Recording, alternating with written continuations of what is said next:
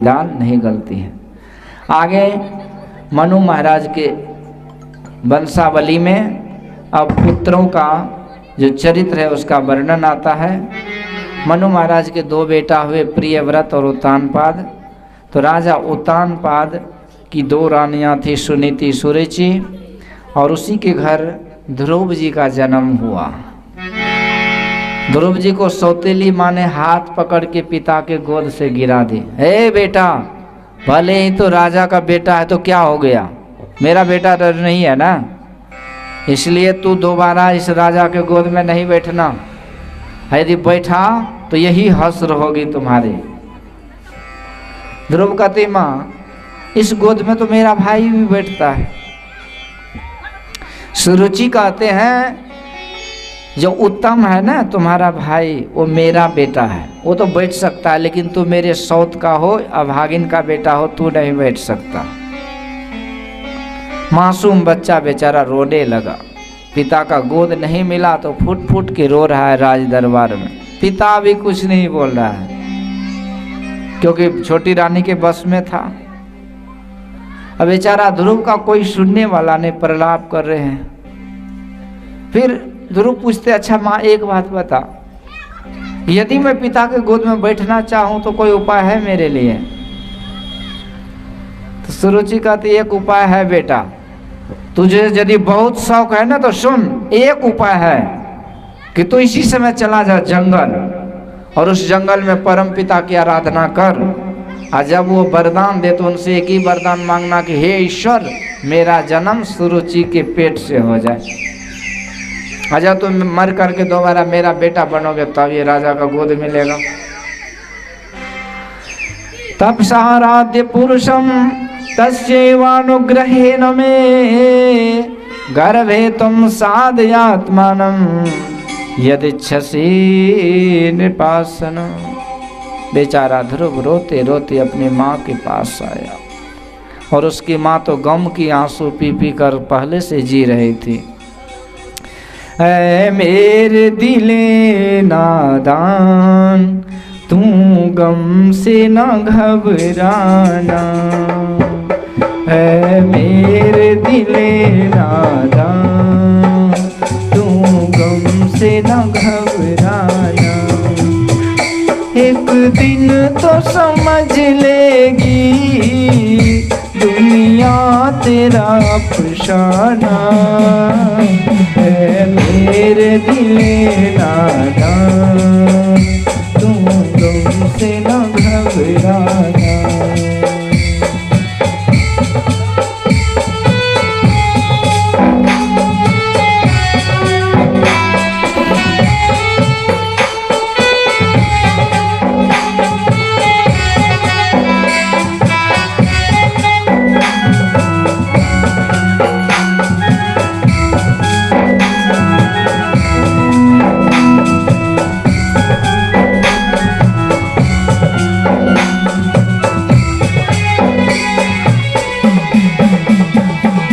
याद से क्या हासिल, रोने से नतीजा क्या,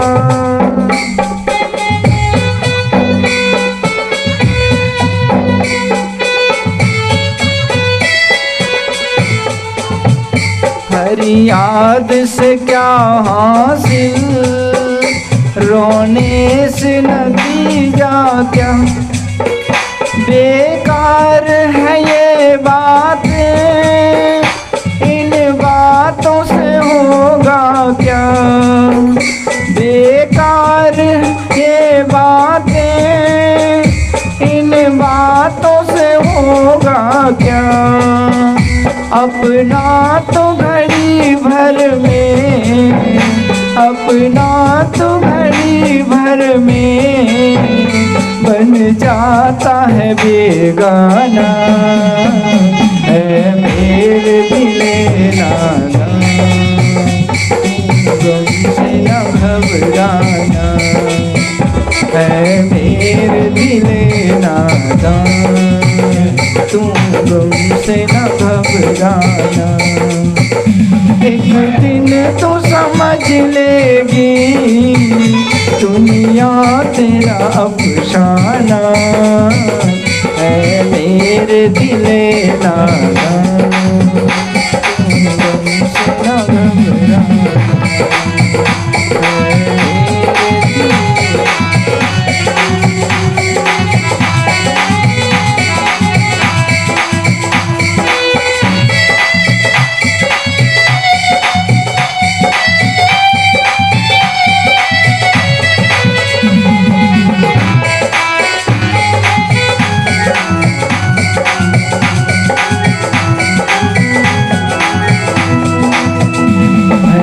मेरे दिले नादान तू गम से न घबराना, है मेरे दिले नादान तू गम से न घबराना।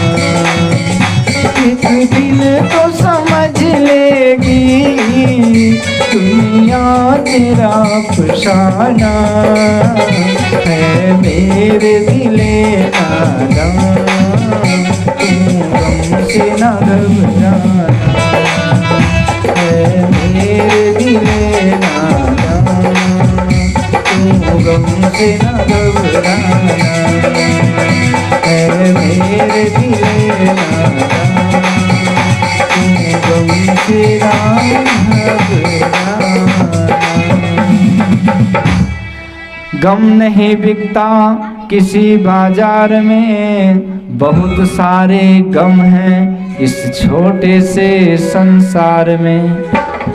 हो अगर दुनिया से दुखी तो स्वागत है आपका इस राधा रानी के दरबार में। दुनिया में कितना गम है, मेरा गम कितना कम है। औरों का गम देखा तो मैं अपना गम भूल गया। इसी तरह से गम की आंसू पी पी कर ये सुनीति माँ जी रही है, क्योंकि पति ने इसे त्याग दिया। एक नन्हा सा बेटा है, उसी के सहारे बेचारी। पर आज उस बेटा को भी जब विकल होकर के प्रलाप करते रोते देखती है, कलेजा फट गई। रोने लगी सिसक सिसक कर कि आज मेरा बेटा का जरूर अपमान हुआ। दौड़ के गई और नन्हे से उस बच्चा को उठाकर गोद में ली। पूछते बेटा किसने तुझे अपमान किया, क्यों तू रो रहा है, क्या हुआ? अब वो ध्रुव को जो अपमान हुआ ना सभा में, तो ध्रुव बोल नहीं पा रहे। याद जब करते उस सौतेली माँ के कटु वचनों को, अपमानित भरी उस हाथ से जो चाटा मारी थी, ध्रुव जी रोने लगे, गला रुंध गया, बोल नहीं पाए। पर जो बच्चे सब साथ में थे, उनसे जब सुनीति माँ ने पूछा तो सारे बच्चे सब कुछ सुना दी। अक्षर सा घटना पूरी की पूरी सुना दी।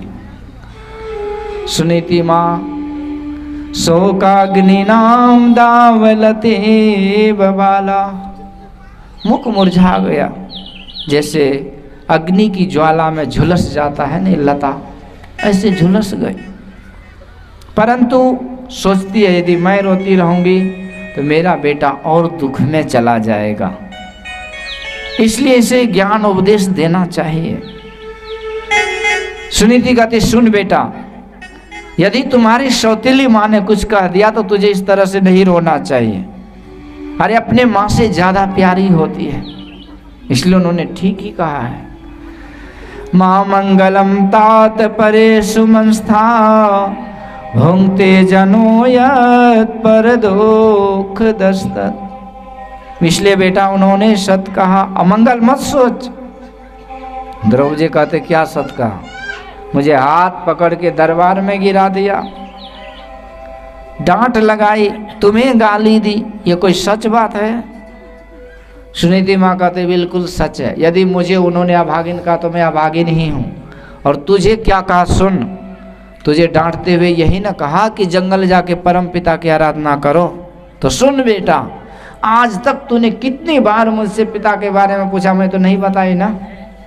मैं तो बचती रही बताने से तुम्हारे पिता के बारे में तुमको, परंतु धन्य है तुम्हारी सौतेली माँ। अरे इस पिता की छोड़िए तो थोड़े दिन के लिए तुम्हारे पिता है, कहने मात्र के पिता है, जो सदा सदा के लिए इस जीव के पिता है, परमात्मा ईश्वर, उस अजर अमर अविनाशी परम पिता के बारे में तुझे परिचय करा दिया, तो इससे बढ़कर क्या होगा। इसलिए बेटा इस अवसर को हाथ से मत जाने दे, और तुम्हारी माँ ने जो कहा वही कर। उन्होंने तुझे कर्म योग के पथ पर चलाया है। मैं तो जन्म देने वाली माँ हूँ, असली जननी तो वही होना चाहिए जो किसी न किसी तरह से कर्म योग पर चलाए। कैकेयी माँ को ने भगवान को जंगल के लिए 2 वरदान मांग ली राजा दशरथ से। तापस वेश विशेष उदासी, 14 बरस राम वनवासी। मांगो दूसर वर कर जोरी, अपूर्व नाथ मनोरथ मोरी। यही मांग ली वरदान, 14 वर्षों के लिए वनवास। पर भगवान क्या कहते हैं, सुनो जननी सोई सुत बड़ भागी, अजय पितु मातु बचन अनुरागी। मैं धन्य हो गया कि मैं आपका वचन का पालन करूंगा, जिसमें हमारे पिताजी की सहमति है। अब कई जननी तो वो होती है ना जो जन्म देती है, तो कैकेयी माँ जन्म थोड़े दी थी। तो कैकेयी माँ भले जन्म नहीं देती, लेकिन कैकेयी माँ ने भगवान को जंगल भेज दिए। हजारों ऋषि महर्षियों का तपस्या सफल हुआ, और बड़े बड़े जो राक्षस थे, खर दूषण रावण, अहिरावण, महिरावण, कुंभकर्ण, मेघनाद, जो पूरी दुनिया में आतंक मचा रखा था, तो उसका संहार किए और भक्त को शांति मिली, धर्म की स्थापना हुई, विश्व का कल्याण हुआ। तो इसके पीछे कौन था? वही कैकेयी माँ थी।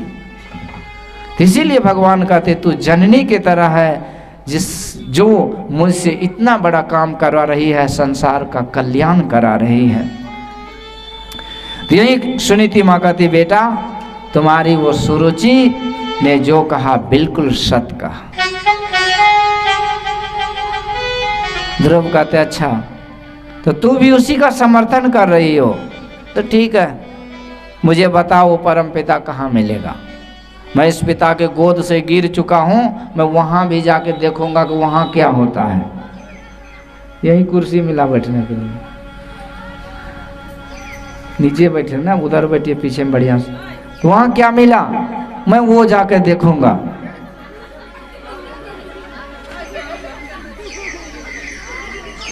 तब सुनीति माँ ने सुंदर उपदेश दिए, कहते देख बेटा वो परम पिता हर जगह है, जहाँ खोजोगे वहीं प्रेम से खोजोगे वही प्रकट हो जाएगा। उसको जाने आने के लिए कोई जगह नहीं है। हमारा एक शरीर है, तो हम एक शरीर में रहते तो शरीर हमारा घर है ना। वो परमात्मा सब शरीरों में रहते, सब शरीर उसका घर है, पूरा संसार उसका अपना घर है। हर जगह वो समान रूप से व्यापक है, तो जहाँ खोजोगे वहीं मिलेगा। पर खोजने का शर्त यह है कि प्रेम ते प्रकट हो ही मैं जाना, तो प्रेम से पुकारो।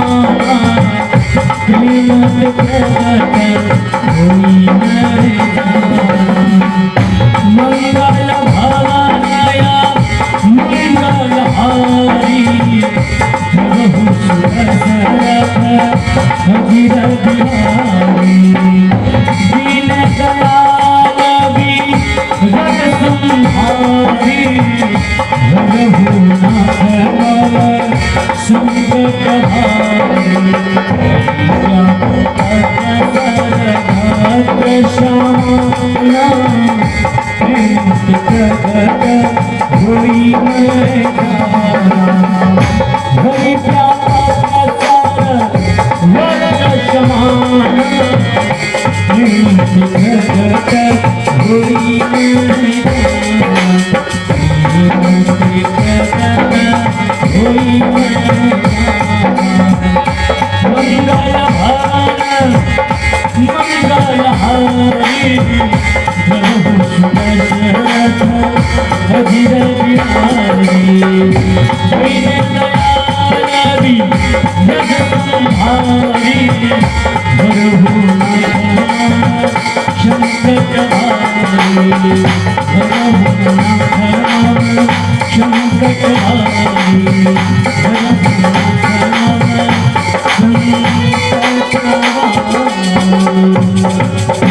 भूल गया पथ अपना पंछी, भूल गया पथ अपना रे, भूल गया पथ अपना पंछी, भूल गया पथ अपना रे, भूल गया पथ अपना पंछी, भूल गया पथ अपना रे। ध्रुव जी बिल्कुल बचपन अवस्था में है, 5 वर्ष के उम्र में सही पथ के पथिक हो गए, लेकिन 5 के आगे 5 लिखिए 55 होता है। उस 55 में भी हम लोग बचपन से भी गए गुजरे हैं, अभी तक पता ही नहीं क्या करना है। इस जीवन को, इस जीवन को जीवन समझा, उस जीवन को सपना रे, इस जीवन को जीवन सपना, उस जीवन को सपना रे। रोपा पेड़ बबूल का बंदे, रोपा पेड़ बबूल का बंदे, आम कहाँ से चखना रे, भूल गया पथ अपना पंछी, भूल गया पथ अपना रे, भूल गया पथ अपना पंछी, भूल गया पथ अपना रे, भूल गया पथ अपना पंछी, भूल गया पथ अपना। अपने पथ पर चल दी। माता जी ने उपदेश दिया, उसी को गुरु बना लिए, प्रणाम कर लिए, और ध्रुव जी महाराज जंगल के मार्ग पर जा रहे हैं। नन्हे से बालक राज सीमा को पार किए घनघोर जंगल में प्रवेश करते हैं। इधर उधर खोज रहे हैं, सोचते मेरी माँ ने तो कहा था वो परम पिता हर जगह है, उन्होंने तो कहा था कि उनके हजारों आंख है पर मुझे देख कहाँ रहे हैं, उन्होंने कहा था उनके हजारों हाथ है पर हमारे लिए हाथ का आशीर्वाद कहाँ है, मुझे तो कहीं नहीं दिखता, पर मेरी माँ यदि बोली है तो जरूर होगा। खोज रहे हैं, पुकार रहे हैं विकल होकर के जंगल में।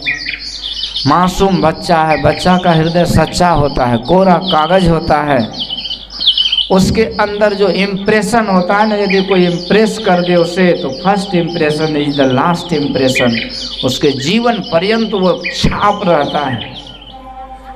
गुरुजी बचपन में पढ़ा देते हैं को खो ओ ना माँ सी, तो बच्चा नहीं पूछता कि वो क्या है, ना क्या है, माँ क्या है, सी क्या है, को क्या है, खो क्या, कुछ नहीं पूछता है, वो पढ़ते चला जाता है और इसलिए वो विद्वान हो जाता है। बचपन का शिक्षा बहुत महत्व है। उसकी माँ का शिक्षा था और ध्रुव जी का विश्वास था। बच्चे में विश्वास हो जाता है क्योंकि उसके अंदर छल कपट नहीं है। और भगवान संत महापुरुष कहते हैं कि मैं हूँ कहाँ कहाँ, तो ना मैं जब तक व्रत में रहता, ना तीर्थ उपवास में, तो मुँह को कहाँ ढूंढे रे बंदे, मैं तो तेरे पास में। ना तीर्थ में, ना मूरत में, ना काशी कैलाश में, खोजी होय तुरंत मिल जाऊं, एक पल के तलाश में। कहे कबीर सुनो है साधु, मैं तो हूं विश्वास में, मैं विश्वास में हूं। विश्वास होना चाहिए, और यही श्रद्धा और विश्वास के स्वरूप है माँ पार्वती और भगवान शिव। भवानी शंकरो वंदे श्रद्धा विश्वास रूपिणो। श्रद्धा क्या कहती है कि ईश्वर में विश्वास करो कि वो ईश्वर है, और इसी विश्वास के साथ पूजा कीजिए। इन्हें के बगल वाले कर रहे हैं तो हम भी कर रहे हैं, भेड़िया धसान। तो इसलिए विश्वास के साथ श्रद्धा हो। तो ध्रुव जी को श्रद्धा है पर विश्वास है, खोज रहे, और खोजी हो तुरंत मिल जाऊं। तो आज जो जही पंथ चले मन लाई, तो हरि काहे न होय सहाय। जो मार्ग श्रुति साध दिखावे, तेहि मग चलत सबे सुख पावे। तो जो जही पंथ चले मन लाई, मन लगा के चलते हैं तो ईश्वर की कृपा होती है। भगवान कहते हैं नर्तन भव बारिद कह बेरो, सन्मुख मरुत अनुग्रह मेरो। हे प्रजाओ, ये मनुष्य का शरीर नौका है, संसार सागर है, और सदगुरु मल्लाह है। और मेरी कृपा क्या है?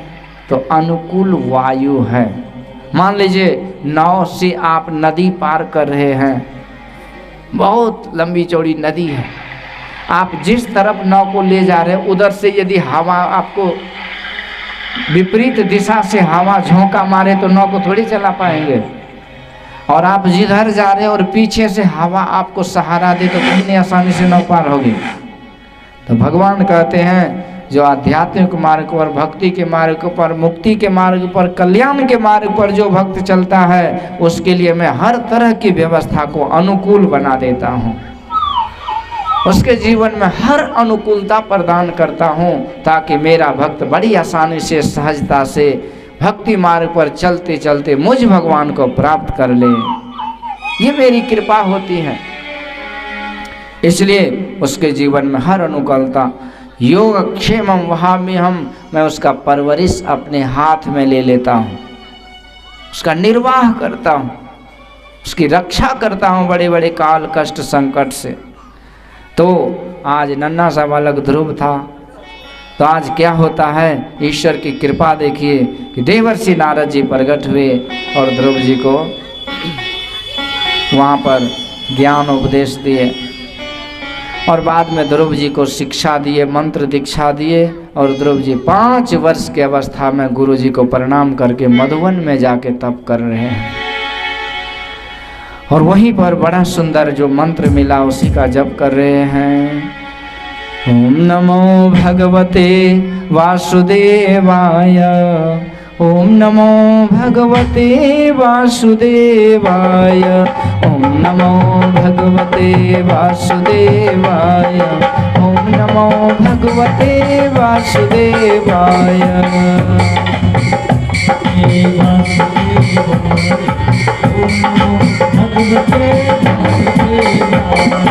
ओम नमो भगवते वासुदेवाय, ओम नमो भगवते वासुदेवाय,